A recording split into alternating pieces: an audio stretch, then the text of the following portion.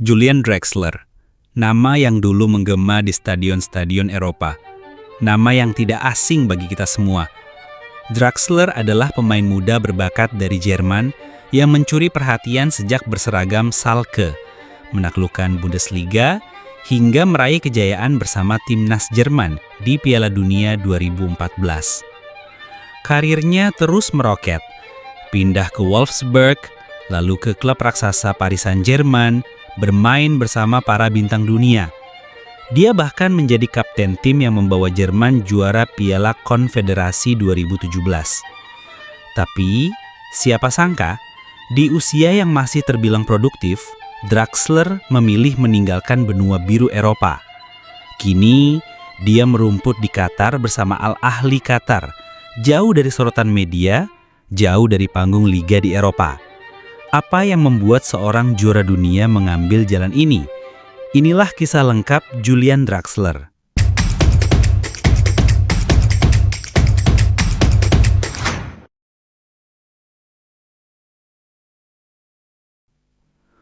Untuk memahami mengapa Julian Draxler, seorang juara dunia dan mantan bintang Eropa, kini bermain jauh dari hiruk-pikuk sepak bola Eropa, kita harus kembali ke awal perjalanan hidupnya.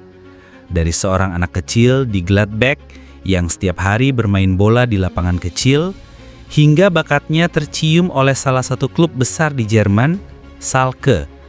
Perjalanan itu membawanya mencicipi manisnya gelar, merasakan tekanan di stadion Eropa, dan mencatatkan namanya di buku sejarah sepak bola dunia ketika Jerman mengangkat trofi Piala Dunia 2014 di Brazil. Namun, di balik semua itu, ada cerita tentang cedera, persaingan ketat, dan keputusan-keputusan sulit yang perlahan mengubah arah karirnya.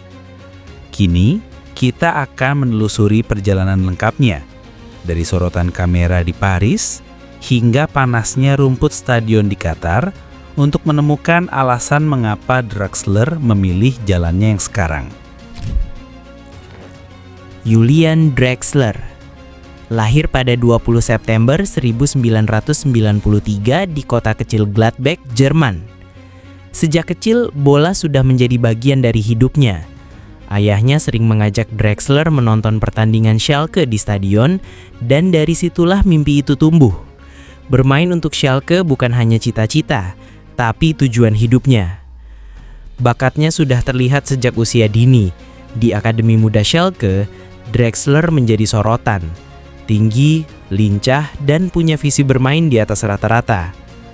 Pada tahun 2011, di usia yang baru 17 tahun, ia melakukan debut di Bundesliga. Saat itu ia menjadi salah satu pemain termuda yang pernah bermain untuk Schalke, dan penampilannya langsung memikat banyak penggemar. Musim-musim berikutnya menjadi panggung pembuktiannya. Draxler punya kecepatan, teknik dribble yang halus, dan kemampuan mencetak gol dari lini kedua. Ia menjadi andalan Schalke, membantu klub itu bersaing di papan atas Bundesliga dan tampil di Liga Champions. Tahun 2014 menjadi puncak awal kariernya. Joachim Löw memanggilnya masuk skuad Jerman untuk Piala Dunia di Brazil. Meski tidak selalu menjadi pilihan utama, Draxler menjadi bagian dari perjalanan luar biasa timnas Jerman hingga mereka mengangkat trofi Piala Dunia. Momen itu bukan hanya gelar untuk negaranya, tapi juga puncak kebanggaan bagi Draxler secara pribadi. Namun, dunia sepak bola tidak pernah berjalan mulus. Cedera mulai menghampiri. Draxler sempat kesulitan mempertahankan performanya di Schalke, dan pada Januari 2015, ia memutuskan pindah ke Wolfsburg. Bersama Wolfsburg, ia kembali menemukan ritme, bahkan membawa tim itu menjuarai DFB Pokal. Tak lama berselang, raksasa Prancis Paris Saint-Germain datang untuk mendapatkannya. Pada Januari 2017, Draxler resmi bergabung dengan PSG.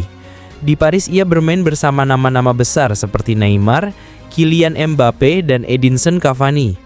Ia meraih banyak gelar domestik, Ligue 1, Coupe de France, Coupe de la Liga. Namun, Liga Champions tetap menjadi trofi yang sulit diraih.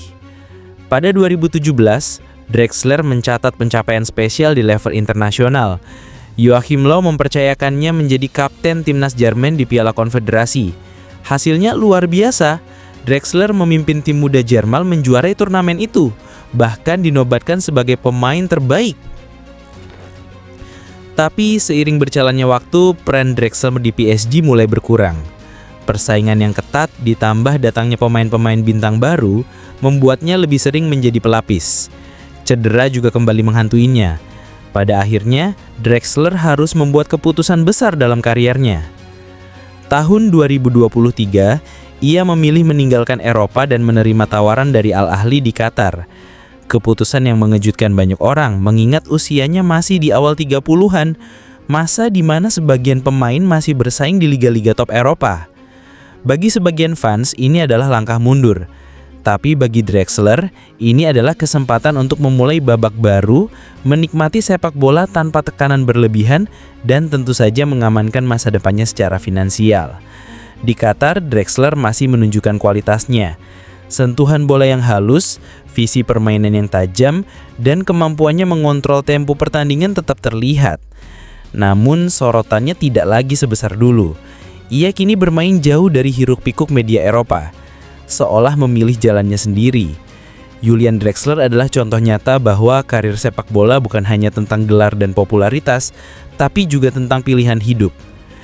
Dari Gladbach hingga Doha, dari mengangkat trofi Piala Dunia hingga bermain di liga yang jauh dari sorotan, ia telah menulis kisahnya sendiri.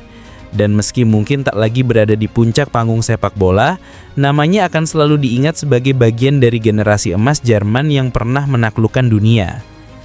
Itulah perjalanan Julian Drexler, dari bocah asal Gladbach hingga juara dunia bersama Jerman dan akhirnya memilih jalannya sendiri di Qatar. Bagaimana menurut kalian? Apakah Drexler sudah membuat keputusan tepat atau justru meninggalkan Eropa terlalu cepat? Tulis pendapat kalian di kolom komentar ya. Jangan lupa like, share, dan subscribe untuk terus mengikuti kisah-kisah luar biasa dari dunia sepak bola. Sampai jumpa di video berikutnya.